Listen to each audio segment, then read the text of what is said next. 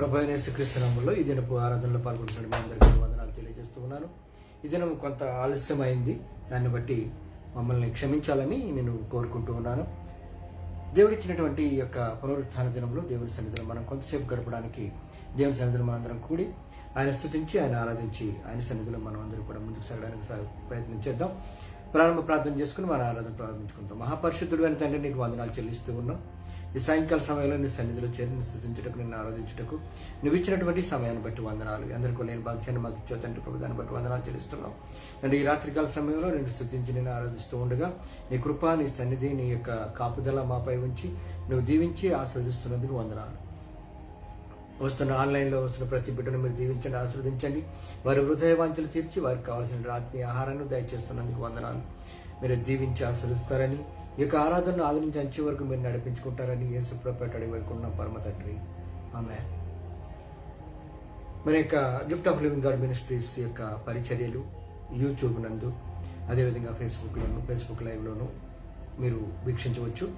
YouTube మీరు gift of living God ministries అని మీరు టైప్ చేసినట్లయితే యూట్యూబ్ ఛానల్ వస్తుంది. మీరు ఆ యొక్క ఛానల్ సబ్స్క్రైబ్ చేసి బెల్ ఐకాన్ని ప్రెస్ చేసినట్లయితే మేము అప్లోడ్ చేసినప్పుడల్లా మీకు నోటిఫికేషన్ రావడానికి అవకాశం ఉంది. కాబట్టి తప్పకుండా మీరు అందరూ కూడా gift of living God ministries YouTube ఛానల్ని సబ్స్క్రైబ్ చేస్తారని, ఆ విధంగా మీరు ఆత్మీయ స్థితిలో ముందుకు సాగే విధంగాను, ఎదిగే విధంగాను మేము గడగలమని ఆశిస్తూ ఉన్నాను. అనేక రకమైన బైబిల్ క్లాసెస్, అదేవిధంగా ప్రసంగాలు ఆ యొక్క ఛానల్లో ఉంటాయి. అన్నింటినీ విని మీరు ఆత్మీయంగా ఎదగాలని నేను మనస్ఫూర్తిగా కోరుకుంటూ ఉన్నాను. దేవుడు మిమ్మల్ని దీవించి ఆశీర్వదిస్తాడు. ఈ యొక్క పరిచర్యలు ఇండియా దేశంలోనూ, అదేవిధంగా యుఏఈ ప్రాంతంలోనూ జరుగుతున్నవి. అంతేకాకుండా తెలుగు క్రైస్తవ వేదాంత విద్యాలయం అనే పేరుతో బైబిల్ క్లాసెస్ కూడా మేము నిర్వహిస్తూ ఉన్నాం. కాబట్టి మీలో ఆసక్తి కలిగిన వారు మమ్మల్ని సంప్రదించవచ్చు. దుబాయ్లోను, అదేవిధంగా రాసల్ ఖైమాలోనూ కూడా ఈ యొక్క బైబిల్ క్లాసులు జరుగుతున్నాయి. అదే కాకుండా ఆన్లైన్లో ప్రతి మంగళవారం కూడా బైబిల్ క్లాసులు నేను బోధిస్తూ ఉన్నాను. మీరు ఆత్మీయంగా ఎదగాలని కోరుకుంటూ దేవుడు మిమ్మల్ని దీవించి ఆశీర్వదించింది. ఇప్పుడు స్తుతి ఆరాధనలోనికి వెళ్దాం. దేవుడు మన యొక్క స్తుతి ఆరాధనలో ఆయన పాద సన్నిధి చేర్చుకుని మనల్ని ఆశీర్వదించాలని మనందరం కూడా కోరుకుందాం. దేవుడు మిమ్మల్ని దీవించుగాక. ఆమేన్. Praise the lord.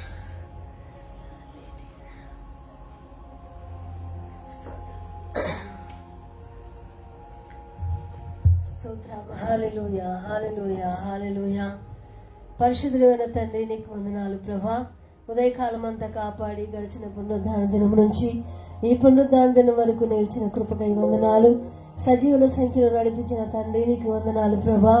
ఈ భయంకరమైన పరిస్థితుల్లో తండ్రి నువ్వు మమ్మల్ని తప్పించి కాపాడి భద్రపరిచిన తండ్రి, నీకు వందనాలు అయ్యా. తండ్రి నాయన, ఆకాశము నీది, భూమి నీది, భూమి మీద సమస్తము నీది. మేమందరము నీ వారమై ఉన్నాము తండ్రి. ఈ రాత్రి కాలంలో మరి ఒక్కసారి ప్రభా కొద్దిగా ఆలస్యమైనప్పటికీ నాయన నీ సన్నిధిలో ఈ రీతిగా తండ్రి ప్రార్థించే భాగ్యాన్ని నీవు మాకును అలాగే మాతోటి ఉన్న బిడ్డలకు అనుగ్రహించినందుకే వందనాలు చెల్లిస్తూ నజరేయుడనే యేసు నామమున అడుగుచున్నాను పరమ తండ్రి, ఆమేన్.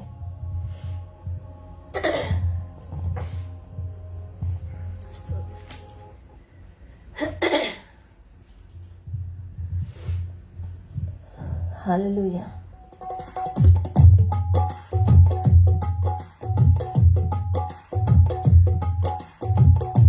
స్తోత్రం. హల్లెలూయా. స్తోత్రం. పరిశుద్ధుడా నీకు వందనాలు తండ్రి. రాజులకు రాజైన దేవా నీకు వందనాలు ప్రభా. స్తోత్రం, స్తోత్రం. హల్లెలూయా. దేవానికి స్తోత్రం, స్తోత్రం.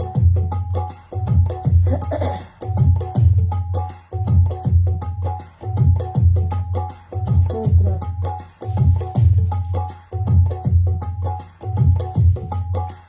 హల్లెలూయా, హల్లెలూయా.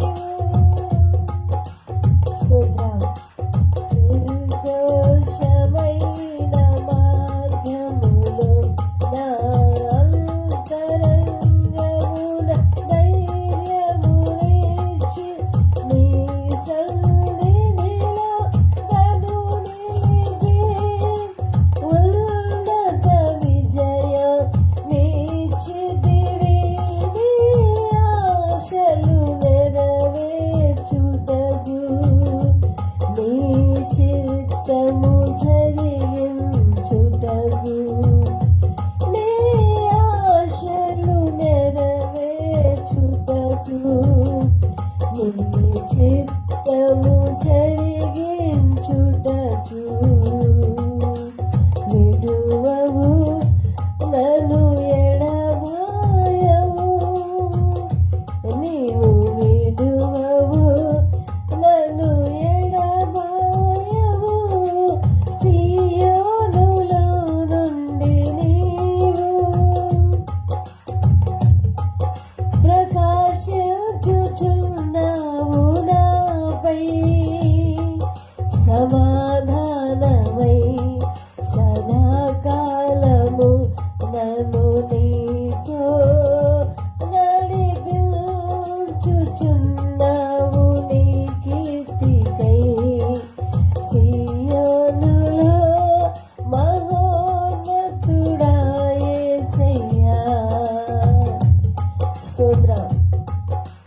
నాయందు దృష్టి నిలిపి నీ స్నేహ బంధముతో ఆకర్షించి కృపావరములతో నడిపించి సత్య సాక్షిగా మార్చితివి. నీ మనసును పొందుకుని నీ ప్రేమను నింపుకుని కీర్తించెదను ప్రతినిత్యం నిన్నారాధింతును అనుక్షణం కీర్తించెదను ప్రతినిత్యం నిన్ను ఆరాధింతును అనుక్షణం సియోనులో నుండి నీవు ప్రకాశించుచున్నావు నాపై సియోనులో నుండి నీవు నీ దివ్యమైన మహిమను పరలోకమందు చూచెదను. నీ దివ్యమైన మహిమను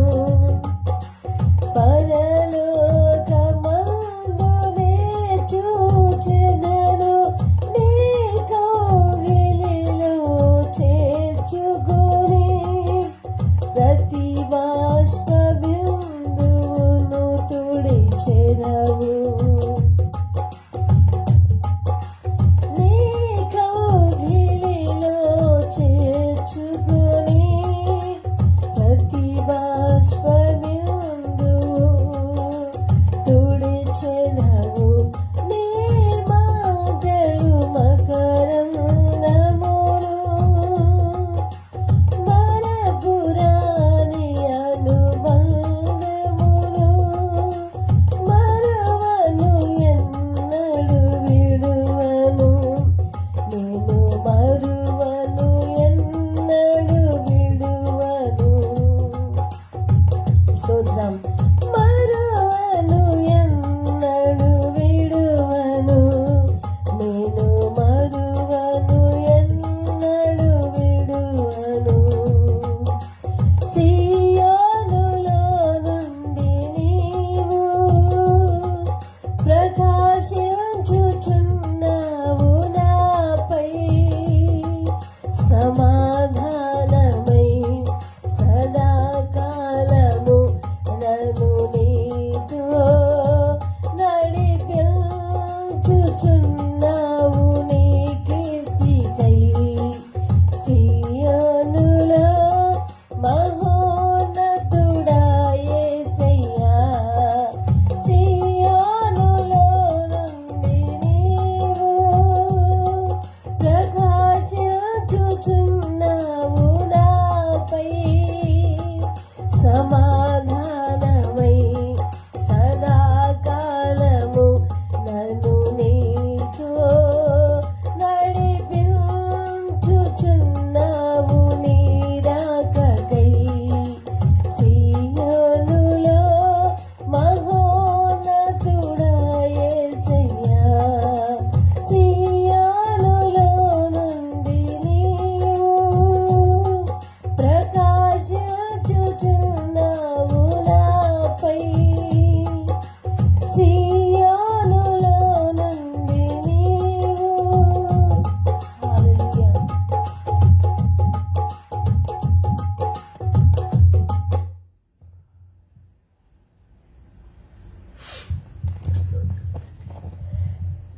హల్లెలూయా. స్తోత్రం.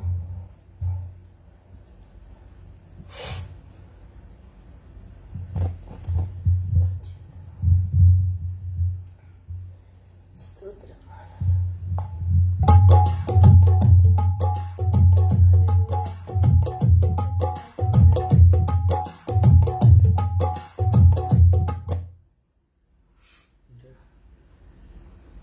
డౌన్లోడ్ చేశాను.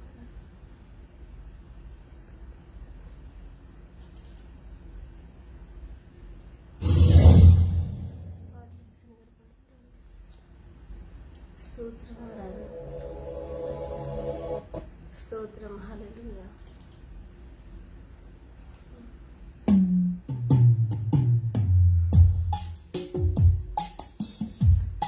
స్తోత్రం.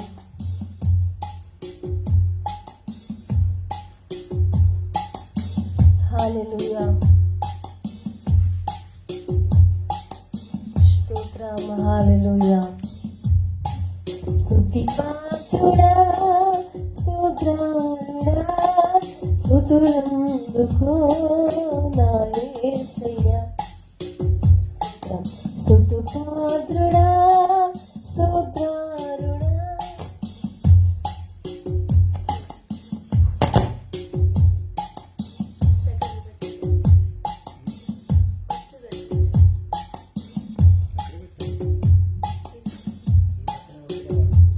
స్తోత్రం. హల్లెలూయా.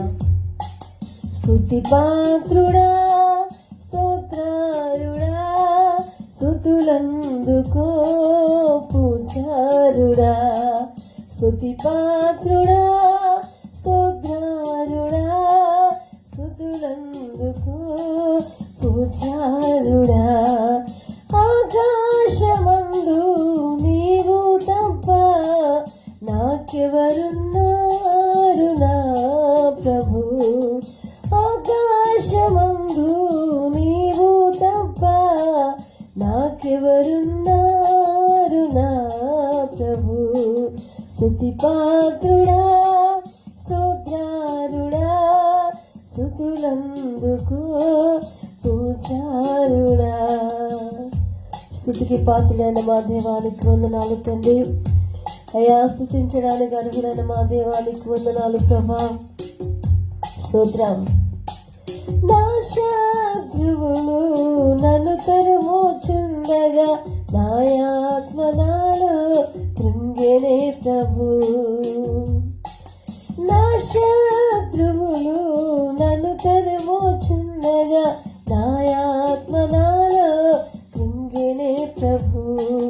నా మనసు నీ వైపు త్రిప్పిన వెంటనే, నా మనసు నీ వైపు త్రిప్పిన వెంటనే, శత్రువుల చేతి నుండి విడిపించినావు, కాపాడినావు.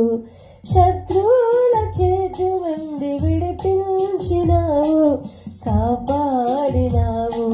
స్తుతి పాత్రుడా, స్తోత్రారుడా, స్తుతులందుకో పూజారుడా. స్తుతి పాత్రుడా, స్తోత్రారుడా, స్తుతులందుకో పూజారుడా. ఆకాశమందు నీవు తప్ప నాకెవరున్నారు నా ప్రభు. ఆకాశమందు నీవు తప్ప నాకెవరున్నారు నా ప్రభు. స్తుతి పాత్రుడా, స్తోత్రారుడా, స్తుతులందుకో పూజారుడా. స్తోత్రం. నా ప్రాణ స్నేహితులు నన్ను చూచి దూరాన నిలిచేరు నా ప్రభు. నా ప్రాణ స్నేహితులు నన్ను చూచి దూరాన నిలిచేరు నా ప్రభు.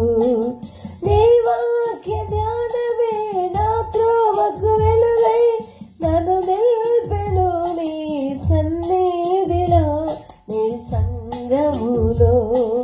నీ వాక్య ధ్యానమే నా త్రోవకు వెలుగై నన్ను నిల్పెను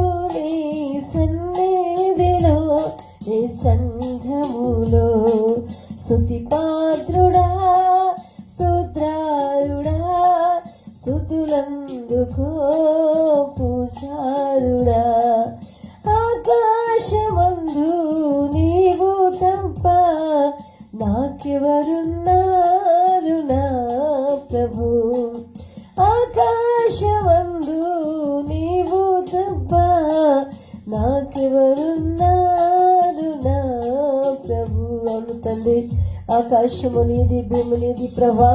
అయ్యా భూమి మీద ఉన్నది మాది ఏది కాదు ప్రభా. ఇంతలో కనబడి అంతలో మాయమయ్య ఆవిరి వంటి వాడము తండ్రి. స్తుతులకు యోగ్యమైన మా తండ్రి నీకు వందనాలు. కృపగల రాసానికి వందనాలు. సర్వోన్నతమైన స్థలముల్లో పరిశుద్ధ నిత్యము గాను ప్రతిగానముతో స్తుతినందుచున్న మా దేవానికి వందనాలు తండ్రి. అయ్యా నీకే స్తోత్రం. నా మనసారని సన్నిధిలో సాగిలపడి నమస్కారము చేసేదా, సాగిలపడి నమస్కారము చేసేదా. నా మనసారని సన్నిధిలో సాగిలపడి నమస్కారము చేసేదా, సాగిలపడి నమస్కారము చేసేదా. అత్యున్నత సింహాసనముపై ఆసీనుడా, దేవదూతలు ఆరాధించు పరిశుద్ధుడా. యేసయ్యా నా నిలువెల్ల నిండియున్నావు. అయ్యా నిన్ను మనసారని సన్నిధిలో సాగిలపడి నమస్కారము చేసేదా. నా మనసారని సన్నిధిలో సాగిలపడి నమస్కారము చేసేదా, సాగిలపడి నమస్కారము చేసేదా. సాగిలపడి నమస్కారము చేసేదా, సాగిలపడి నమస్కారము చేసేదయా. నీకెన్ని స్తుతులు స్తోత్రాలు చెల్లించడాన్ని రుణాలు తీర్చలేము ప్రభా. అత్యున్నత సింహాసనంపై ఆసీనుడైన మా తండ్రి నీకు వందనాలు ప్రభా. నీవు చేసిన మేలు పుకారాలను బట్టి వందనాలు తండ్రి. నీవు ఇచ్చిన ఆయుష్, ఆరోగ్యము, నెమ్మది, కృపాక్షేమాన్ని బట్టి వందనాలు ప్రభా. నీవు లేకపోతే మేము లేము తండ్రి.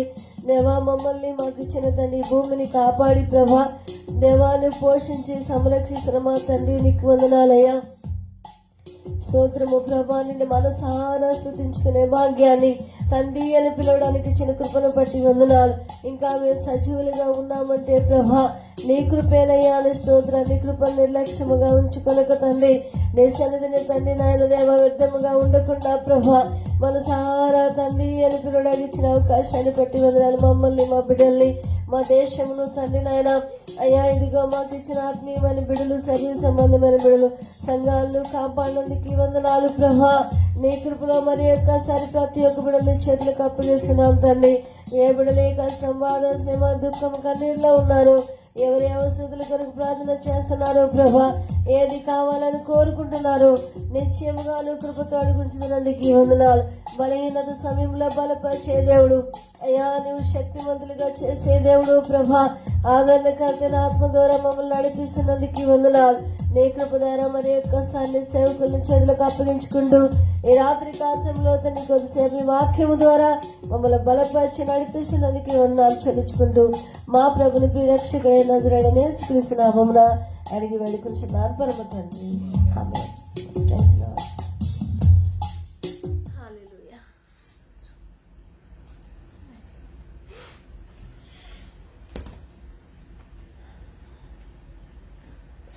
ప్రభు అయిన యేసుక్రీస్తు నామములో మరొకసారి మీ అందరికి కూడా వందనాలు తెలియజేస్తూ ఉన్నాను. ఈ దినము నవంబర్ 14వ తేదీ మన యొక్క ఇండియా దేశంలో బాలల దినోత్సవం. ఈ దినము చాచా నెహ్రూజీ పుట్టినరోజు. ఆ విధంగా బాలల దినోత్సవంగా ప్రకటించడం జరిగింది ఇండియా దేశంలో ఉన్నటువంటి మన యొక్క గవర్నమెంట్. కాబట్టి నేటి బాలలే రేపటి పౌరులు. అదేవిధంగా ఆ పౌరులు దేశానికి ఉపయోగపడాలని, కుటుంబాలకు ఉపయోగపడాలని మనందరం కూడా ప్రార్థన చేసేవారిలాగా ఉండాలి. కాబట్టి ఆ బాలలు ఏ విధంగా బ్రతకాలి, ఏ విధంగా ఎదగాలి, ఏ విధంగా దేవుని సన్నిధికి నడిపించబడాలి అనేది మనము ధ్యానించుకుంటూ పోయినట్లయితే యేసుక్రీస్తు యొక్క సాదృశ్యం గురించి మనము ఈ దినము ధ్యానం చేయబోతూ ఉన్నాం. యెషయా ప్రవక్త ఈ విధంగా చెబుతూ ఉన్నాడు. యెషయా గ్రంథము 40వ అధ్యాయము 31వ వచనం. యెషయా గ్రంథము 40వ అధ్యాయము 31వ వచనం. యెహోవా కొరకు ఎదురు చూచువారు యెహోవా కొరకు ఎదురు చూసేవారు నూతన బలం పొందుదురు. నూతన బలమును పొందుకుంటారు. వారి పక్షిరాజు వలె రెక్కలు చాపి పైకి ఎగురుదురు. అలయక పరిగెత్తుదురు. సొమ్మసిల్లగా నడిచిపోదురు. ప్రవక్త అయినటువంటి యెషయా ఆయన మాట్లాడుతూ ఏమంటాడంటే, ఎందరైతే బాలురు కానివ్వండి, యవనస్తులు కానివ్వండి, పెద్దవారు కానివ్వండి, స్త్రీలు కానివ్వండి, పురుషులు కానివ్వండి, ఎందరైతే దేవుని కొరకు యెహోవా కొరకు ఎదురు చూస్తారో వారందరూ నూతన బలాన్ని పొందుకుంటారట. ఈ దినము, ఈ యొక్క పునరుత్థాన దినములో ఉన్నటువంటి మనము ఆయన కొరకు ఎదురు చూసే వారిలాగా ఉన్నాం. బంధువుల కొరకు ఎదురు చూస్తాం, స్నేహితుల కొరకు ఎదురు చూస్తాం. ఎప్పుడు టైం అవుతుందా, ఎప్పుడు మనం బయటకు వెళ్ళిపోదామని ఎదురు చూస్తాం. సినిమా టిక్కెట్ల కొరకు ఎదురు చూస్తాం, ఎగ్జిబిషన్ టిక్కెట్ల కొరకు ఎదురు చూస్తాం. కానీ దేవుని కొరకు, యెహోవా కొరకు ఎందరూ ఎదురు చూస్తా ఉన్నారు. ఎందరైతే యెహోవా కొరకు ఎదురు చూస్తారో వారు నూతన బలాన్ని పొందుకుంటారు. ఇంకా ఆయన ఏమంటాడంటే, వారు అలియక సొమ్మసిల్లక దేవుని సన్నిధిలో నడుచుకుంటూ వెళ్తారట. పక్షిరాజు రెక్కలు చాపి ఏ విధంగా అయితే పైకి ఎగురుతూ ఉంటుందో ఆ విధంగా వాళ్ళు జీవితంలో పైకి వెళ్తారట. అంటే మన జీవితంలో మనం పైకి ఎదగాలంటే, యెహోవా మనకు తోడుగా ఉండాలంటే, దేవుని కొరకు ఎదురు చూసేవారిలాగా మనం ఉండాలి. మనం స్నేహితుల కొరకు, బంధువుల కొరకు ఎదురు చూస్తాం. కానీ దేవుని కొరకు ఎందరైతే ఎదురు చూస్తారో వారు నూతన బలాన్ని పొందుకుంటారు. అంతేకాదు వారి జీవితంలో పక్షిరాజు పైకి ఎగిరినట్లుగా వారు ఎగిరిపోతారు అని చెప్పి అంటూ ఉన్నాడు. ఇంకా ఆయన ఏమంటాడంటే, కీర్తనకారుడు అంటాడు 103వ కీర్తన 5వ వచనంలో, పక్షిరాజు యవ్వనము వలె నీ యవ్వనము కొరత తగ్గుచున్నట్లు మేలుతో నీ హృదయాన్ని తృప్తిపరుస్తాను అంటాడు. యెషయా ప్రవక్త అంటున్నాడు, కీర్తనకారుడైనటువంటి దావీదు కూడా అంటున్నాడు. పక్షిరాజును పోల్చి ఒక విశ్వాసి యొక్క జీవితాన్ని మాట్లాడుతూ ఉన్నాడు.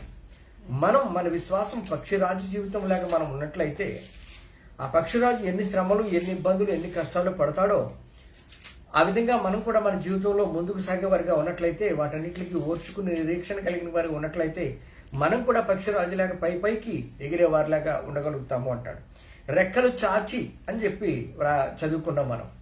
పక్షిరాజు రెక్కలు చాపి ఆయన పైకి ఎగురుతాడు, అంతే తప్ప రెక్కలు కొట్టుకుంటూ ఎగరడు. పక్షిరాజు రెక్కలు కొట్టుకుంటూ ఎగరడు, పక్షిరాజు రెక్కలు చాపి ఎగురుతాడు. మనం కూడా అలియక సొమ్మసిల్లక మనం ఆ విధంగా పక్షిరాజులాగా ఎగిరేవారిలాగా ఉండగలుగుతాం. ఈ పక్షిరాజు ఇప్పుడున్నటువంటి ప్రపంచంలో అనేక దేశాలకి జాతీయ పక్షిగా ఉంది పక్షిరాజు. ఇప్పుడు మేము ఉంటున్న గల్ఫ్ దేశాల్లో కూడా పక్షిరాజు జాతీయ పక్షిగా ఉండడము జరిగింది. అంతేకాకుండా బైబిల్ గ్రంథం ప్రకారంగా పక్షిరాజును క్రీస్తుకు పోల్చి సువార్తలో చెప్పబడుతూ ఉంటుంది. ఇప్పుడు మనకున్నవి 4 సువార్తలు. 4 సువార్తల్లో మత్తయి, మార్కు, లూకా, యోహాను సువార్తలు. మత్తయి అంటాడు యేసుక్రీస్తు ప్రభువుని యూదా గోత్రపు సింహము అన్నాడు. మార్క్ అన్నాడు ఎద్దు అన్నాడు. లూకా అంటాడు మనుష్య కుమారుడు అన్నాడు. యోహాను అంటాడు పక్షిరాజు వంటి వాడు అన్నాడు. 4 సువార్తల్లో 4 రకాలుగా యేసుక్రీస్తు ప్రభువు కొరకు వారు వివరించడము జరిగింది. మత్తయి యూదా గోత్రంలో వచ్చేటువంటి సింహము అంటే, మార్కు ఎద్దులాంటి వాడు అంటే, లూకా మనుష్య కుమారుడు అంటే, యోహాను పక్షిరాజు అన్నాడు. ఆ విధంగా పక్షిరాజుకు పోల్చబడినటువంటి యేసుక్రీస్తు ప్రభువును మనము ఈ దినము ధ్యానించబోతూ ఉన్నాం. అయితే ఈ పక్షిరాజు ఏ విధంగా జీవిస్తాడు? ఈ పక్షిరాజు తన జీవితంలో తను చేయవలసిన కార్యక్రమాలు ఏ విధంగా మొదలు పెడతాడు, ఏ విధంగా దాన్ని ముగిస్తాడు అనేది మనం చూసినట్లయితే, పక్షిరాజు తన జీవిత భాగస్వామిని పరీక్షించి ఎన్నిక చేసి ఎంచుకుంటాడట. మొట్టమొదటి లక్షణం, పక్షిరాజు తన జీవిత భాగస్వామిని పరీక్షించి ఎంపిక చేసి ఎన్నుకుంటాడు. ఎలా పరీక్షిస్తాడు అంటే, ఈ పక్షిరాజు పైకి అంటే అందరంత ఎత్తుకి వెళ్ళి ఒక ఎండిపోయినటువంటి కర్రను ఒక విరిచి ఆ కర్రను పట్టుకుని వచ్చి పైకంట తీసుకుని వెళ్ళి అక్కడి నుంచి వదిలేస్తాడు.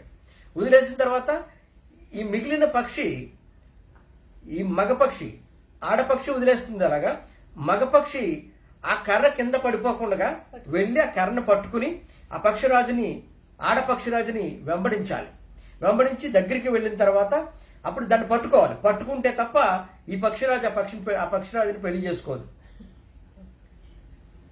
ఒకవేళ కింద పడిపోయింది అనుకోండి, ఆ ఆడపక్షి ఈ మగపక్షిని ఎప్పుడు కూడా దగ్గరికి చేరలేదు, ఇంకొక దాన్ని పరీక్షిస్తుంది. ఆ విధంగా పక్షిరాజు తన జీవిత భాగస్వామిని ఎన్నుకోవడానికి పరీక్ష పెడుతుంది మగ పక్షిరాజుకి. ఆ కర్రను పట్టుకుని దాన్ని వెంబడించి ఎంత ఎత్తుకు వెళ్ళిపోయినా, ఎంత కిందకి వెళ్ళిపోయినా, మీరు ఎప్పుడైనా పొలాల్లోకి వెళ్ళి చూసినప్పుడు, లేదంటే కొండల్లోకి వెళ్ళి చూసినప్పుడు ఈ సన్నివేశాలు మీకు కనబడతాయి. రెండు పక్షిరాజులు కలిసి ఎగురుతున్నాయి అంటే వాటికి అవి పరీక్షా సమయం, అది వివాహం చేసుకునే సమయము. అవి ఒకదానికొకటి పోటీ పడుతూ రెండింటిని ఒకదానికొకటి ఎంచుకోవడం కోసమని అవి వెళ్తున్నట్టుగా మనము తెలుసుకోవాలి. ఆ విధంగా పక్షిరాజు తన జీవిత భాగస్వామిని ఎందుకు ఆ విధంగా కర్ర పైకేస్తుంది, కర్ర కిందకి పడకుండా పట్టుకోవాలి, ఎందుకు మళ్ళీ ఆ కర్ర పట్టుకుని వెంబడించాలి అంటే, ఒకటి పట్టుదల కలిగి ఉండాలి, రెండు నిరీక్షణ కలిగి ఉండాలి. పట్టుదల కలిగి ఆ కర్రను కింద పడకుండా పట్టుకుని, ఆ కర్ర పట్టుకుని మళ్ళీ వెనకాల ఆడపక్షి వెనకాల వెళ్ళి ఆడపక్షిని పట్టుకోవాలి. అప్పుడు గాని ఆడపక్షి మగపక్షిని వివాహము చేసుకోదు. కానీ మనమైతే ఆస్తిపోస్తులు చూస్తాం, కులం చూస్తాం, అందం చూస్తాం, ఇవన్నీ చూసి మనము పెళ్లి చేసుకుంటాం.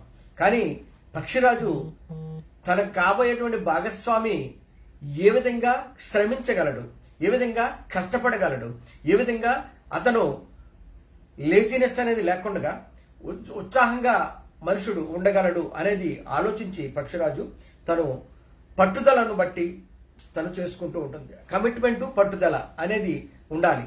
అంటే మగ పక్షిరాజుకి ఆ కమిట్మెంట్, పట్టుదల ఉన్నప్పుడు మాత్రమే ఆడపక్షిని పోషించగలదు అనేటువంటి ఉద్దేశంతో ఆడపక్షిరాజు మగ పక్షిరాజుని పెళ్లి చేసుకుంటూ ఉంటుంది. అదేవిధంగా మనం కూడా సంఘానికి,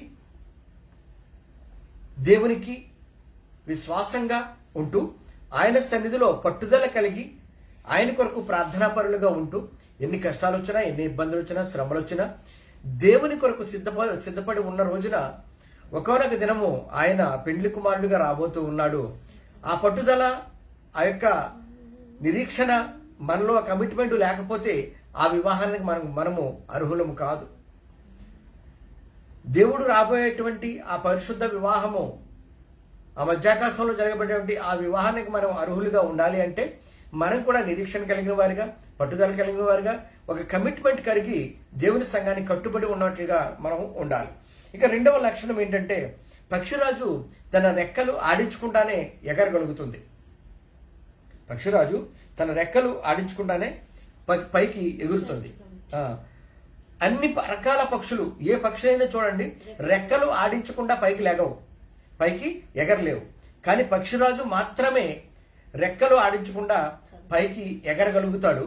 అంతేకాదు గంటకు 241 కిలోమీటర్ల వేగంతో పక్షిరాజు ప్రయాణం చేయగలుగుతాడు. గంటకు 241 కిలోమీటర్ల వేగంతో ప్రయాణం 150 మైల్స్ ఒక గంటకి ప్రయాణము చేయగలుగుతాడు. ఎందుకు పక్షిరాజు రెక్కలు ఆడించడు అంటే, ఒకవేళ తనకు ఉన్నటువంటి శరీర బరువుకి పక్షిరాజు రెక్కలు ఆడించడం మొదలు పెడితే తనకున్న శక్తి అంతా కూడా అయిపోయి నీరసపడిపోయి బలహీనపడిపోతాడు.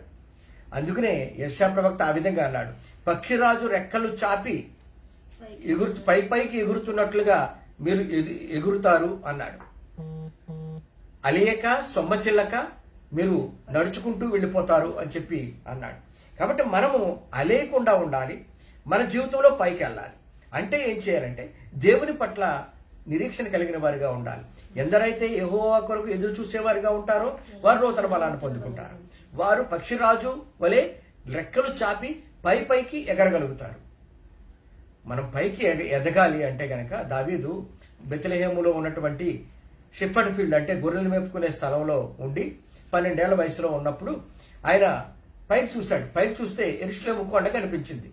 యెరూషలేము కొండ కనిపిస్తే అప్పుడు దేవునికి ప్రార్థన చేస్తా ఉన్నాడు. ఎవరు ప్రార్థన చేస్తాడంటే, అయ్యా నేను బాలుణ్ణి, నేను ఆ కొండ ఎక్కలేను, నువ్వు నా కనుక నన్ను ఎక్కలేనంత ఎత్తుకు ఎక్కిస్తే నేను నీకు అక్కడ మందిరాన్ని కడతాను అన్నాడు. అంటే ప్రతి మనిషికి కూడా ఒక గురు ఉండాలి. గురు లేని జీవితము ముందుకు సాగదు.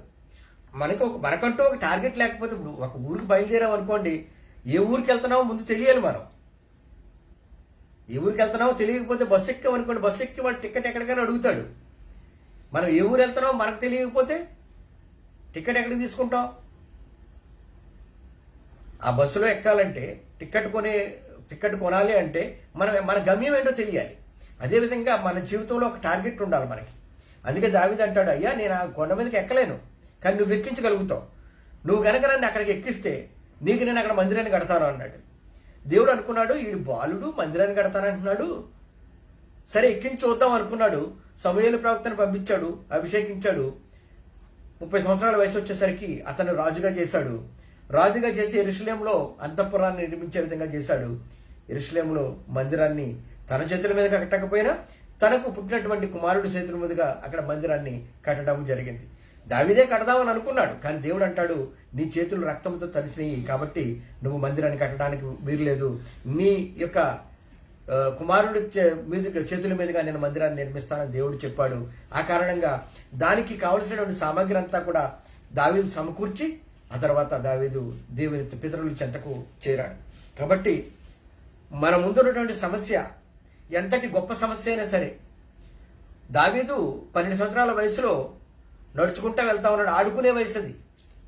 ఎదురుగా గొలియాతు నిలబడ్డాడు. భయపడలేదు, పారిపోలేదు అక్కడి నుంచి. నీవైతే నీ బలాన్ని నమ్ముకున్నావు, నీ తెలివితేటలు నమ్ముకున్నావు, నీ యుద్ధ విద్యలు నమ్ముకున్నావు, నేను మాత్రం యెహోవా పేరట వస్తా ఉన్నాను, యుద్ధము యెహోవాది అని చెప్పి ఆయన ముందుకు సాగాడు, విజయాన్ని సాధించాడు. మనకు ముందున్నటువంటి సమస్య ఎంత గొప్పదైనా, ఎంత ఇబ్బందికరమైనదైనా, పెద్ద సమస్య అయినా కూడా, అది ప్రాణాల మీదకి వచ్చేదైనా కూడా, మనం గనక యెహోవా కొరకు ఎదురు చూసిన వాళ్ళం అయితే నూతన బలాన్ని పొందుకుంటాం. మన పక్షిరాజులాగా పైకి ఎగిరే విధంగా దేవుడు మనల్ని చేయగలడు. శ్రమలు రావానికి ఏ క్రైస్తవుడికి నేను చెప్పను. శ్రమలు వస్తాయి. శ్రమలు వస్తేనే మనం సువర్ణములాగా బయటకు రాగలుగుతాం, ఆ మంటలోంచి బయటకి. శ్రమలు రావాలి. శ్రమలు వచ్చి ఆ లోయ అనుభవంలోంచి ముందుకు సాగగలిగితేనే మనము నిజమైన విశ్వాసులుగా మనము సానబట్టబడి, మెరుగుపట్టబడి ముందుకు సాగగలుగుతాం. రోజు 3 పూట్ల తిండి ఉండి, కావలసినంత డబ్బు ఉండి, సుఖంగా ఉండడానికి ఏసీ కొంపు ఉంటే మనకి దేవుడు అవసరం లేదు. అందుకనే పౌలు ఏమంటాడంటే, ప్రభువా నేను ఒకవేళ బోధించి నా దగ్గర డబ్బులు ఎక్కువైపోయి, జేబులో డబ్బులు ఎక్కువైపోయి, తిండి ఎక్కువైపోయి సోమరిని అయిపోతానేమో, నా శరీరంలో ఒక ముళ్ళు పెట్టు అన్నాడు. నా శరీరంలో ఒక ముళ్ళు పెట్టు అన్నాడు. నేను ఒకవేళ అందరికీ బోధించడం వల్ల నేను మళ్ళా దుష్టుని అయిపోతానేమో, నేను గర్వం పెరిగిపోతుందేమో, నాకు ఆత్మీయ గర్వం పెరిగిపోయి ఇష్టానుసారంగా ప్రవర్తిస్తానేమో, నా శరీరంలో ఒక ముళ్ళు పెట్టు అని చెప్పి అన్నాడు. కాబట్టి మనకి ఎప్పుడు కూడా ఒక బాధ అంటూ ఉండాలి. అప్పుడే మనం దేవుని సన్నిధిలో ఉండగలుగుతాం. అన్నీ బాగుంటే, ఏ శ్రమ లేకుండా ఉంటే మనం దేవుని సన్నిధికి వెళ్ళలేం. దేవుడు మనకి శ్రమ ఎందుకు పెడతాడంటే, కనీసం అప్పుడైనా ఆయన్ని తలుస్తామని, అప్పుడైనా ఆయన సన్నిధికి వస్తామని, అప్పుడైనా ఆయన కొరకు ప్రార్థన చేస్తామనేది శ్రమ పెడతాడు. కాబట్టి ఆ శ్రమల్లో, ఆ కష్టాల్లో మనం కనుక దేవుని కొరకు ఎదురు చూసేవాళ్ళుగా ఉంటే నూతన బలాన్ని పొందుకుంటాం. అంతేకాదు నూతన జన్మను కూడా పొందుకోగలుగుతాం. మేము పుట్టాం కదండి అనుకోవచ్చు, మన తల్లి దగ్గర నుంచి పుట్టింది వేరే జన్మ, కానీ దేవునిలో పుట్టడం, దేవునిలో ఎదగడం అనేది వేరే. ఆ నూతన జన్మ మనం పొందుకున్నట్లయితే మనం పక్షిరాజులాగా మనం ఎగరగలుగుతాం. షడ్రకు, మెషకు, అబ్దెనగోలకు శ్రమ కలిగింది, కానీ వారు దేవుని వదిలిపెట్టలేదు. దేవుని సన్నిధిలో వాళ్ళు ఎదిగారు. ఇక 3వ లక్షణం పక్షిరాజుకు ఉండేది ఏంటంటే, పక్షిరాజు ఎప్పుడూ కూడా భూమి మీదకి రాడు, భూమికి పైన నివసిస్తాడు, అందనంత ఎత్తులో నివాసం చేస్తాడు. ఎప్పుడు కూడా మనకు మన ఆలోచన విధానం ఎలా ఉండాలంటే, మనకన్నా తెలివైనడితో స్నేహం చేయాలి, మనకన్నా భక్తిపరుడితో స్నేహం చేయాలి, మనకన్నా ఆత్మీయంగా ఎదుగున్న వాడితో స్నేహం చేయాలి. అప్పుడు కనీసం మనలో వాడిలో ఉన్నది కొంచెమైనా మన దగ్గరికి వస్తుంది. అంతే తప్ప మనకన్నా దరిద్రుతో స్నేహం చేసాం అనుకోండి, ఆ వాడి దరిద్రం మనకు అంటుకుంటుంది. కాబట్టి ఎప్పుడు కూడా మన జీవితంలో వీడు మన కులపోడు, వీడు మా ఇంటి పక్కోడు అని వాడితో కలిసి వెళ్ళాం అనుకో, మన జీవితము నాశనం అయిపోతుంది. కాబట్టి మనం ఏం చేయాలంటే, మనకన్నా తెలివైనవాడు ఎవడున్నాడు, మనకన్నా గొప్పోడు ఎవడున్నాడు, వాడికి 100 మార్కులు వస్తుంటే కనీసం మనకి 50 మార్కులన్నా వస్తాయని వాడితో కలిసి వెళ్ళాం అనుకోండి, మన జీవితం బాగుపడుతుంది. అంతే తప్ప ఆడికి 10 వస్తున్నాయి, నాకు 10 వస్తున్నాయి, పర్వాలేదు వీడితోనే స్నేహం చేస్తే బాగుంటుంది అనుకుంటే మనం 10లో 10 కూడా రాదు, మనకి 5లోకే అయిపోతాం, మన జీవితంలో ఫెయిల్ అయిపోతాం. కాబట్టి ఆ విధంగా కాకుండా మనం ఎప్పుడు కూడా పైకి చూసేవారిలా ఉండాలి. ఎందుకు చెప్పారంటే ఈ మాట, మన ఆలోచన విధానం ఎప్పుడు కూడా మన స్థితి ఇది కాదు, మనం ఈ స్థితిలోకి వెళ్ళలేము అని ఎప్పుడు అనుకోకూడదు. నాకు తినడానికి తిండి లేనప్పుడు కూడా, కూలి పని చేసుకునే రోజుల్లో కూడా ఇంజనీర్ని అవ్వాలని నేను ఆలోచన కలిగి ఉండేవాడిని. అది నా స్తోమతకి తగినది కాదు, నా స్తోమతకి మించింది, నా ఆలోచనకి మించింది అది. అసలు నా జీవితంలో ఇంజనీర్ అవుతానని నేను ఎప్పుడు అనుకోలేదు. ఏదో అనుకునేవాడిని, లోపల మనసులో అనుకునేవాడిని, కానీ ఆ మనసులో అనుకున్న మాటను దేవుడు ఆశీర్వదించాడు. కాబట్టి మనకు ఒక ఆలోచన ఉండాలి, ఒక టార్గెట్ ఉండాలి, ఒక గురి ఉండాలి. గురి వద్దకు మనం పరిగెట్టే వారిలా ఉండాలి. ఆ గురి ఏంటంటే మనకి ఇప్పుడు దేవుడు. ఆ దేవుడు అనే గురి మనం పెట్టుకుని ముందుకు సాగగలిగితే దేవుడు మనల్ని ఆశీర్వదిస్తాడు. ఆయన నమ్మిన బిడ్డను ఎన్నడూ సిగ్గుపరిచే దేవుడు కాదు. ఆయన దగ్గరకు వచ్చిన వారిని త్రోసివేసే దేవుడు అంతకన్నా కాదు. నువ్వు హైందవుడివా, అన్యుడివా, ముస్లింవా, ఎవడవా అనేది ఆయన చూడ్డం. ఆయనకి కావలసింది ఏంటంటే నీ హృదయ శుద్ధి గలవారు ధన్యులు, వారు దేవుని చూస్తారు అని. మనం దేవుని చూడాలంటే, దేవుని సన్నిధికి చేరాలంటే మనం హృదయ శుద్ధి కావాలి. హృదయ శుద్ధి కలిగి మనం జీవించినట్లయితే దేవుడు సన్నిధికి మనల్ని చేర్చుకుంటాడు. అంతేకాదు మనల్ని నూతన బలం పొందుకునే వాళ్ళే చేస్తాడు. పక్షిరాజులుగా పైకి ఎగిరే విధంగా దేవుడు మనము చేయగలుగుతాడు. కొన్ని రకాల పక్షులు ఉంటాయి, కొన్ని చెట్ల మీద జీవిస్తాయి. కొన్ని రకాల పక్షులు ఉంటాయి, కింద జీవిస్తూ ఉంటాయి. కానీ పక్షిరాజు మాత్రం ఎవ్వరికి అందనంత ఎత్తులో పక్షిరాజు జీవిస్తాడు. పక్షిరాజు గూడుని ఎవరు కూడా చూడలేరు. పక్షిరాజు గూడును ఎవరు కూడా చూడలేరు, అంత ఎత్తులో పక్షిరాజు గూడు పెట్టుకుంటాడు. ఆ విధంగా మనం ఎప్పుడు కూడా పై ఆలోచనలు కలిగిన వారిగా మనం ఉండగలగాలి ఎప్పుడు కూడా. ఈరోజు మన జీవితం 10 రూపాయలు సంపాదిస్తున్నామంటే 100 రూపాయలు ఎలా సంపాదించాలని ఆలోచించాలి. ఇప్పుడు మనందరం గల్ఫ్ దేశం ఎందుకు వచ్చాం? గల్ఫ్లో మన ఊర్లో తిండి లేకనా, మన ఊర్లో పని లేకనా?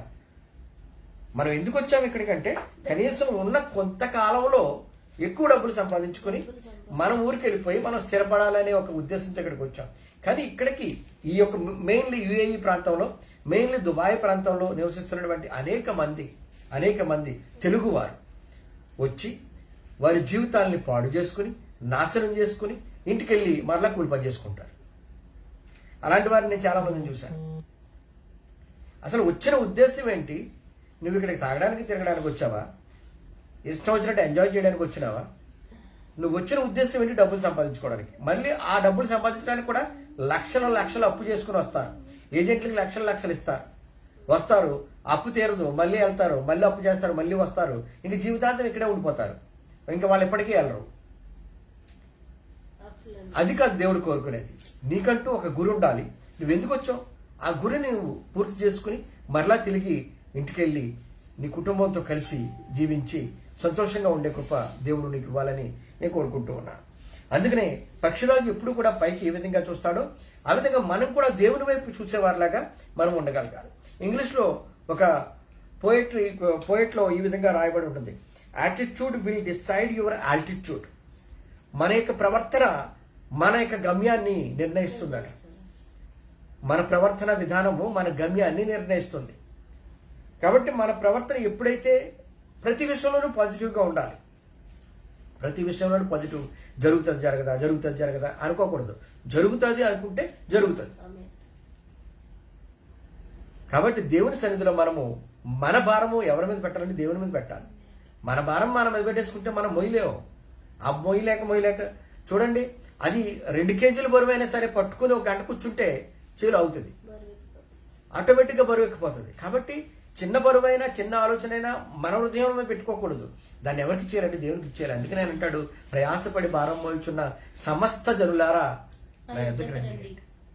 ఆయన దగ్గరికి వెళ్తే ఆ బరువుని ఆయనకి ఇచ్చేస్తే ఆయన మనకు ఆలోచన చెప్తాడు, మనం ఏ విధంగా ప్రవర్తిస్తారో చెప్తాడు, ఎలాగ మనము ముందుకు సాగాలో చెప్తాడు.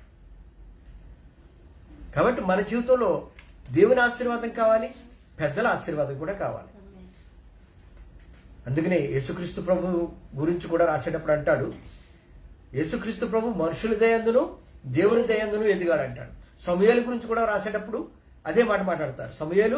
సమూయేలు ప్రవక్త మనుషుల దయందును దేవుని దయందును ఎదిగాడని చెప్పాడు.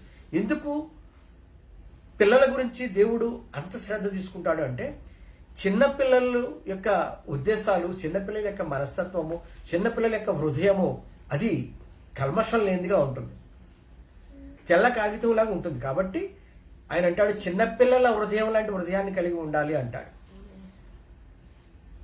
వారికి మాత్రమే దేవుడు ప్రత్యక్షతను ఇవ్వగలుగుతాడు. ఆ వయసులో అలాంటి హృదయాన్ని కలిగి మనం కోరుకున్నప్పుడు దేవుడు ఆ మాటను స్థిరపరుస్తాడు. ఒకరోజు మా పొలంలో కోత కోస్తా ఉంటే నేను అప్పుడే స్కూల్ నుంచి వచ్చి బ్యాగ్ ఇంట్లో పడేసి స్నానం చేసి బట్టలు వేసుకుని పొలం కోత కోస్తున్నారు కదా అని వెళ్ళాను. నేను పని చేయలేని వెళ్ళలేదు, కోత కోస్తున్నారు కదా అని వెళ్ళాను. వెళ్తే గట్టు మీద నుంచి నడుచుకుంటా వెళ్తా ఉంటే మా నాన్న వెనకాల నిలబడి, అమ్మ ఒకసారి నిలబడండి అన్నాడు. అది తర్వాత నేను నిలబడ్డా. నిలబడిన తర్వాత మా సూపర్వైజర్ గారు వచ్చారు చూడండి అన్నాడు. మా సూపర్వైజర్ గారు వచ్చారు చూడండి. మరి ఆ మాట అన్న తర్వాత నేను ఎందుకు దిగుతాను చేయలో, నేను దిగు కదా, మరి సూపర్వైజర్ కదా అని వచ్చేసాను ఇంటికి. ఇంకా సరే కదా అని వచ్చేసాను. ఆ మాటను దేవుడు స్థిరపరిచాడు. ఒకరోజు ఆ రోజంతా ఇల్లు కట్టడానికి నా భార్య నేను పనిలోకి వెళ్ళాం. ఇల్లు కట్టడానికి పగలంతా ఇటక అందించాం మేస్త్రులకి. సాయంకాలం వచ్చాం, వండుకొని తిన్నాం, అలసిపోయాం, పండుకుంటే రాత్రి అర్ధరాత్రి మా నాన్న బాగా తాగి వచ్చాడు. వస్తే బయట నుంచి పెద్దోడా అని పిలిచాడు. పిలిస్తే ఇదేంటి ఇప్పుడు ఈ సమయంలో వచ్చాడు అంటే, మమ్మల్ని పెళ్ళి అయిన తర్వాత వాళ్ళు వదిలేసి వేరే ఊరు వెళ్ళిపోయారు. అయితే ఆ రాత్రి వచ్చాడు. వస్తే ఇదేంటి మా నాన్న వచ్చాడని చెప్పి నేను బయటికి వచ్చాను. వచ్చిన తర్వాత ఏంటని ఇప్పుడు వచ్చావు, భోజనం చేసావా లేదా ఏంటి అని అడిగాను. అడిగితే చేస్తానని చెప్పాడు. కూర్చున్నాడు, మాట్లాడుతూ ఉన్నాడు. ఈ లోపల నా భార్య ఇంట్లోంచి బయటకు వచ్చింది. వస్తే చిన్నప్పటి నుంచి తెలిసిన అమ్మాయి కదా, మేనకోళ్లే కదా, ఇప్పుడు దాకా ఏం చేస్తున్నావు అన్నాడు. ఏం చేస్తున్నావు అంటే తయారయ్యి రావాలి కదా అని చెప్పి అంటే తయారై వస్తున్నాను మాయా అంది. అంటే నువ్వు సూర్యవంశం రాజుల వంశంలో పుట్టావు, నువ్వు సూర్యుడిని ఎరగో అని చెప్పి అనేసాడు మాటలు. అనేస్తే అది కూడా మాకు ఒక ఆశీర్వాదం అయిపోయింది. నా భార్య సూర్యుడు నిజంగా ఆ రోజు మొదలుకొని ఈ రోజు వరకు బయటికి వెళ్ళి ఎండను చూడడం, సూర్యుని చూడడం అనేది జరగలేదు. అంటే ఎందుకు చెప్తున్నానంటే, మనకంటూ ఒక టార్గెట్ ఉంటే, మనకంటూ ఒక గురి ఉంటే, దాంతోపాటు దేవుని ఆశీర్వాదం మనతో తోడుగా ఉంటే దేవుడు మనల్ని హెచ్చించగలుగుతాడు. కాబట్టి మన ఆలోచన విధానం ఎప్పుడు కూడా మనం ఉన్న చోట మనం ఉండిపోవాలని అనుకోకూడదు. మనం ఎప్పుడు ఎదగాలని అనుకోవాలి. ఒక మెట్టు ఎక్కితే ఇంకొక 4 మెట్లు పైకెక్కాలి అనుకోవాలి. అప్పుడు మన జీవితంలో మనం స్థిరపడగలుగుతాం. ఇది శాశ్వతం కాదు కదా, ఈ గల్ఫ్ దేశాలు శాశ్వతం కాదు కదా. ఏదో ఒక దినం మన దగ్గరికి వెళ్ళిపోవాలి కదా. వెళ్ళిపోయిన తర్వాత మన బ్రతికేంటి? కాబట్టి ఇక్కడి నుంచి వెళ్ళిపోయి మళ్ళీ రావడానికి ప్రయత్నం చేసే వాళ్ళు చాలా మంది ఉన్నారు. కాబట్టి ఆ విధంగా కాకుండా మన జీవితంలో మనం ఒక గురి పెట్టుకుని మనం బ్రతికినట్లయితే దేవుడు మనల్ని ముందుకు సాగే విధంగా చేస్తాడు. యెషయా గ్రంథం 40వ అధ్యాయము 28, 29 వచనాల్లో ఈ విధంగా రాయబడి ఉంది.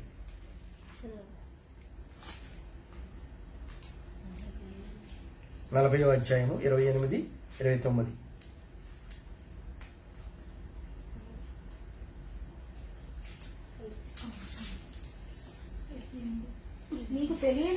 నీకు తెలియలేదా? నువ్వు వినలేదా? భూదిగంతములను సృజించిన యెహోవా నిత్యుడగు దేవుడు, ఆయన సొమశిలడు, అలయడు, ఆయన జ్ఞానమును శోధించుట అసాధ్యము. సొమ్మసిల్లిన వారికి బలమునిచ్చువాడు ఆయనే, శక్తిహీనులకు బలాభివృద్ధి కలుగజేయువాడు ఆయనే. యెషయా ప్రవక్త మనల్ని అడుగుతున్నాడు. ఆ తర్వాత వాక్యాన్ని మనం చదువుకున్నాం, 30వ వాక్యాన్ని మనం చదువుకున్నాం. ఆయన బలమునిచ్చేవాడు, ఇది నువ్వు వినలేదా? ఇప్పుడును ఇది నీకు తెలియదా? ఆయన భూదిగంతములను సృజించినటువంటి యెహోవా నిత్యుడగు దేవుడు. ఆయనకు అలసట అనేది ఉండదు. ఆయన సొమ్మసిల్లిపోడు. ఆయన జ్ఞానాన్ని శోధించడం అనేది మనకు అసాధ్యం మానవులుగా. అయితే సొమ్మసిల్లిన వారికి బలమునిస్తాడు. ఒకవేళ మనం నీరసపడిపోయామనుకోండి, ఆయన మనకు బలాన్ని ఇస్తాడు. ఆయన శక్తిహీనులను బలాభివృద్ధి చేసేవాడుగా ఉండగలుగుతాడు. కాబట్టి మనం ఎక్కడికి వెళ్ళాలి? యెహోవా కొరకు ఎదురు చూడాలి. యెహోవా కొరకు ఎదురు చూస్తే అప్పుడు నూతన బలాన్ని పొందుకుంటాం. అప్పుడు పక్షిరాజులాగా మనము ముందుకు ఎగరగలుగుతాం. కారణం ఏంటంటే ఆయన నామము అన్ని నామముల కన్నా కూడా పైన ఉన్నటువంటి నామము. ఆ నామాలను మనం ప్రార్థన చేసినట్లయితే దేవుడు మనకు శక్తిని బలాన్ని ఇచ్చి ఆయన ముందుకు నడిపించగలుగుతాడు. 2 కొరింథీయులకు రాసిన పత్రిక 4వ అధ్యాయం 18వ వచనంలో ఆయన ఈ విధంగా చెబుతూ ఉన్నాడు.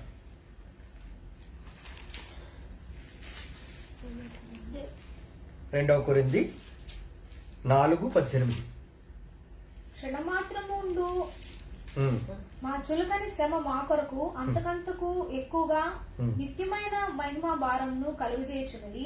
ఏలయనగా దృశ్యమైనవి అనిత్యములు, అదృశ్యమైనవి నిత్యములు. దృశ్యమైనవి అనిత్యములు అంటే మన కంటికి కనిపించేవి. మన కంటికి కనిపించే ఈ ధనం కానివ్వండి, ఈ ఇల్లు కానివ్వండి, ఈ హోదాలు కానివ్వండి, ఇవన్నీ కూడా శాశ్వతంగా ఉండేవి కాదు. ఇవన్నీ అశాశ్వతం. ఈ రోజు ఉన్న డబ్బు రేపు ఉండకపోవచ్చు. ఈ రోజు ఉన్నటువంటి ఈ యొక్క అందచందాలు రేపు ఉండకపోవచ్చు. కానీ మనకు కొన్ని కనపట్టలేదు. అది పరిశుద్ధాత్మ దేవుడు, దేవుని యొక్క శక్తి, దేవుని మహిమ, ఇవేమి మనకు కనిపించవు. కానీ అవి నిత్యము ఉండేవి. అవి దేవుని సన్నిధిలో ఉండేవి. మనం గనక దేవుని సన్నిధికి వెళ్ళగలిగితే అక్కడ ఆయన మనతో పాటుగా ఉండగలుగుతాడు. ఆ మహిమను పొందుకోవడానికి, ఆయన సన్నిధికి వెళ్ళడానికి మనము ఈ అనిత్యమైనటువంటి భూ సంబంధమైనటువంటి వదిలేసి దేవుని కొరకు ఎదురు చూసేవారుగా మనము ఉండగలగాలి. అందుకనే కొరింథీ సంఘానికి రాస్తూ ఆయన అంటాడు, 2 కొరింథీయులకు రాసిన పత్రిక 3వ అధ్యాయము 15-16 వచనాల్లో, 3వ అధ్యాయము 15-16 వచనాల్లో ఆయన అంటాడు, నేటి వరకు కూడా మోషే గ్రంథము వారు చదువునప్పుడల్లా ముసుకు వారి హృదయాల మీద ఉంది. కానీ వారి హృదయం ప్రభువు వైపునకు ఎప్పుడు తిరుగునో అప్పుడు ముసుగు తీసేస్తారట. చాలు. కొరింథీ సంఘం వారికి చెప్తా ఉన్నాడు. కొరింథీ ప్రాంతంలో ఉన్న ప్రజలకు చెప్తున్నాడు. వాళ్ళు మోషే ధర్మశాస్త్రం చదువుతున్నారు. వాళ్ళు భక్తులుగా ఉన్నట్లుగా నటిస్తా ఉన్నారు. ప్రార్థనలు చేస్తా ఉన్నారు. ఉపవాసాలు ఉంటా ఉన్నారు. అన్ని బాగానే ఉన్నాయి. కానీ మోషే గ్రంథాన్ని చదివినప్పుడల్లా ముసుగు వాళ్ళ తల మీద కాదు, వాళ్ళు హృదయం మీద ముసుగేస్తున్నారు. వాళ్ళు హృదయం మీద ముసుగేసుకుని ప్రార్థన చేస్తా ఉన్నారు. కానీ ఆ హృదయము దేవునికి చాలా దూరంగా ఉంది. దేవునికి ఆ హృదయానికి ఏ విధమైనటువంటి సంబంధము లేదు. అందుకనే ఆయన అంటాడు, మీ హృదయాలు ప్రభువు వైపు ఎప్పుడు తిప్పుకుంటారో అప్పుడు ఆ ముసుగు తీసివేయబడుతుంది. ఆ ముసుగు మనం తీసేసుకుంటే తప్ప హృదయం మీద ఉన్నటువంటి ముసుగు మనము దేవుని సన్నిధికి చేరలేం. చాలా మంది క్రైస్తవుల్లో డినామినేషన్స్ ముసుగులు ఉంటాయి. ఆ డినామినేషను, ఈ డినామినేషను, వాళ్ళు వీళ్ళు. కొన్ని చోట్ల కొన్ని సంఘాలలోకి వెళ్తే వేరే సంఘాల వాళ్ళకి బల్లారాధన ఇవ్వరు. కొంతమంది పాస్టర్లు కూడా వేరే సంఘాల్లోకి వెళ్ళి బల్లారాధన తీసుకోరు. వాళ్ళ విశ్వాసాలు కూడా వేరే వాళ్ళ దగ్గరికి వెళ్ళి బల్లారాధన తీసుకోవద్దని చెప్తారు. ఇవన్నీ ఏంటంటే కొన్ని రకాల కట్టుబాట్లు. వీటిల్లో ఉన్నవాళ్ళు దేవుని సన్నిధికి చేరలేరు. వాళ్ళ హృదయాల మీద ముసుగేసేసుకున్నారు వీళ్ళు. ఆ ముసుగు తీసి దేవుని సన్నిధికి చేరితే తప్ప వారు ముందుకు సాగలేరు. ఇక 5వ లక్షణము, పక్షిరాజుకు ఉన్నటువంటి 5వ లక్షణం ఏంటంటే పక్షిరాజు ఆహారం. పక్షిరాజు చచ్చిపోయిందని ఎందో. పక్షిరాజు చనిపోయిన దాన్ని దేన్ని కూడా ముట్టుకోదు. పక్షిరాజు బ్రతికున్న దాన్నే తింటుంది. బ్రతికున్న చేపలను పట్టుకెళ్తుంది, బ్రతికున్న పాములను పట్టుకెళ్తుంది, తింటది, తిని వదిలేస్తుంది. కానీ మన బ్రతుకు ఏంటంటే ఇప్పుడు మనదంతా కోడి బ్రతుకు. మనమంతా ప్రతి చోటకి వెళ్ళి ఎక్కడ పడితే అక్కడ ముక్కు పొడుస్తూ ఉంటాం. ఆ పొడుస్తూ ఉండడం వల్ల మన జీవితంలో ఎప్పుడూ పైకి ఎగరలేం. ఎగుదామని ప్రయత్నం చేస్తాం కోడిలేక, కానీ ఒక అడుగు కన్నా ముందుకెళ్ళలేం. కానీ పక్షిరాజు అలా కాదు. కోడిలాగా ప్రతి చండాలం దగ్గరికి వెళ్ళి తిండు, ప్రతి పెంట మీదకి వెళ్ళి తిండు, పక్షిరాజు శ్రేష్టమైన ఆహారం తింటాడు, పక్షిరాజు సజీవమైన ఆహారం తింటాడు, చనిపోయిన దాన్ని కనీసం తాకను కూడా తాకడు. కాబట్టి పక్షిరాజు లాంటి ఆహారపు అలవాట్లు మనకు కలిగిన వారిగా ఉండగలగాలి. తర్వాత పక్షిరాజు తనను తాను నూతన పరుచుకుంటాడు. ఎలా నూతన పరుచుకుంటాడంటే, మీరు ఎప్పుడన్నా గమనిస్తే కనుక పక్షిరాజు కొండ మీదకి వెళ్ళి కూర్చున్న తర్వాత తను తన వెంట్రుకలను తను ఆ వెంట్రుకల్లోంచట ఒక రకమైనటువంటి ఆయిల్ అంటే తైలం పుడుతుంది. దానితో ఆ పక్షిరాజు తన శరీరాన్ని శుభ్రపరుచుకుంటాడు. ఆ వెంట్రుకలను నూతన పరుచుకుంటాడు ఎప్పటికప్పుడు. ఆ నూతన పరుచుకోవడము తన జీవించినటువంటి 35 సంవత్సరాల కాలంలో. తర్వాత ఎప్పుడైతే రెక్కలు బరువు ఎక్కిపోతాయో ఆ తర్వాత తను 180 రోజులు అంటే 6 నెలలు తను నిరీక్షించి ఆ రెక్కలన్నీ పాత వెంట్రుకలన్నీ తీసేసుకుని మరలా నూతన బలాన్ని పొందుకుంటాడు. అందుకని కీర్తనకారుడు అలాగన్నాడు, పక్షిరాజు యవ్వనం వలె నీ యవ్వనము నూతన క్రొత్తదవుతుంది అని చెప్పి అంటాడు. ఆ విధంగా మనం నూతన పరచబడాలి. ఆ విధంగా మనం ముందుకు సాగేవారిలాగా ఉండాలి. పక్షిరాజుకున్నటువంటి లక్షణాలు మనము ఇంతవరకు 5 లక్షణాలని చూసాం. ఒకటి, జీవిత భాగస్వామిని ఎంచుకోవడానికి పరీక్షించి ఎన్నుకుంటాడు. పట్టుదల గల వారిని, కమిట్మెంట్ ఉన్న వాళ్ళని ఎన్నుకుంటాడు. రెండవది, తనకు వచ్చినటువంటి ఎలాంటి అడ్డంకులైనా సరే ఎదిరించి గాలికి ఎగరగలుగుతాడు. పక్షిరాజు ఎప్పుడు కూడా పైన నివాసం చేస్తాడు తప్ప కిందకి రాడు. తినే విషయంలో పరిశుభ్రమైనది, సజీవమైనది తింటాడు తప్ప చనిపోయిన ప్రతి అపవిత్రమైన దాన్ని ముట్టుకోడు. ఐదవది, తన వెంట్రుకలను తాను శుభ్రపరుచుకుంటూ నూతన పరుచుకుంటూ జీవితాన్ని సాగించగలుగుతూ ఉంటాడు. ఆ విధంగా మన జీవితంలో కూడా మనము ఆ విధంగా జీవించాలని, మన జీవితంలో కూడా ఆ విధంగా పక్షిరాజు వలె నూతన బలాన్ని పొందుకున్నట్లుగా యెషయా ప్రవక్త చెప్పినట్లుగా యెహోవా కొరకు ఎదురు చూసి వారు నూతన బలాన్ని పొందుకుంటారు.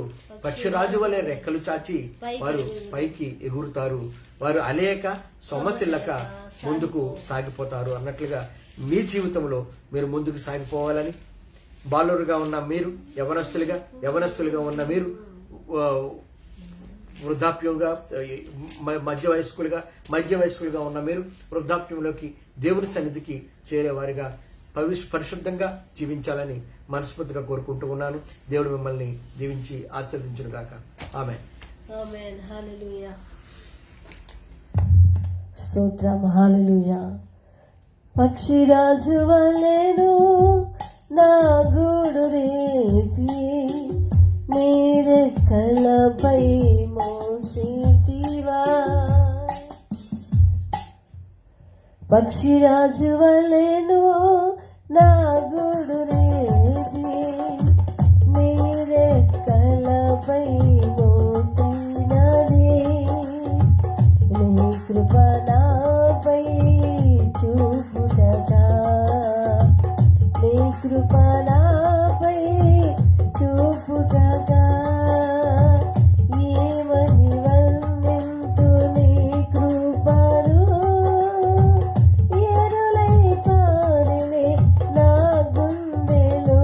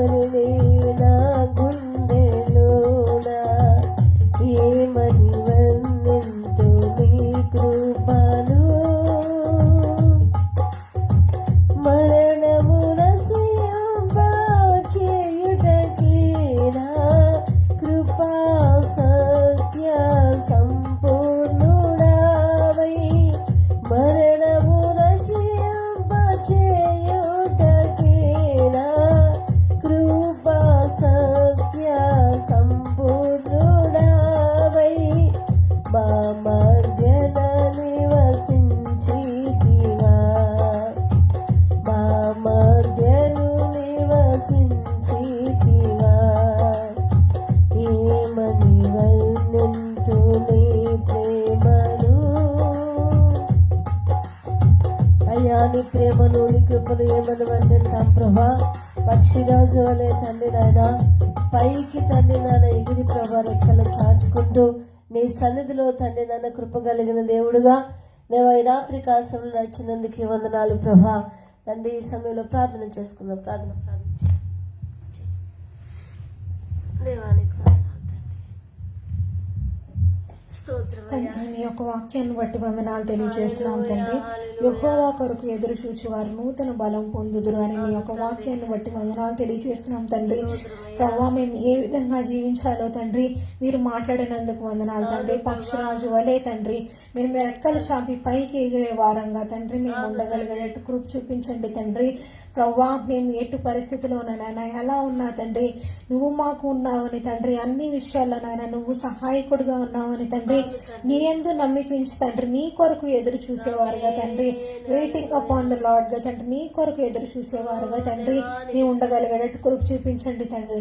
పక్షిరాజు ఎలా అయితే తండ్రి పైన నివాసం కట్టుకొని ఉంటుందో తండ్రి, ఎప్పుడు ఎలా అయితే పైన ఉన్న వాటి మీద ఆశపడుతుందో తండ్రి, అట్టి రీతిగా మేము కూడా ఉండేలాగా నా తండ్రి మా కృప చూపించండి తండ్రి. మేము కూడా తండ్రి ఉన్నతమైన స్థలములో తండ్రి మేము కూడా తండ్రి ఈ లోకంలో వాటిని కాకుండా తండ్రి తండ్రి పరలోకం అందున్న వాటి మీదనైనా మేము దృష్టి ఉంచేలాగా తండ్రి, పైన వాటిని అందే తండ్రి మేము కోరిక ఉంచేలాగా తండ్రి, మా జీవితంలో తండ్రి మేము తండ్రి ఎల్లప్పుడూ తండ్రి నాయన ఆత్మీయ సంబంధంగా ఉండేలాగా తండ్రి మా కృప చూపించమని అడుగుచు తండ్రి. ఎంతమంది అయితే తండ్రి వాక్యం విన్నారు వారందరినీ దీవించి ఆశీర్వదించండి తండ్రి.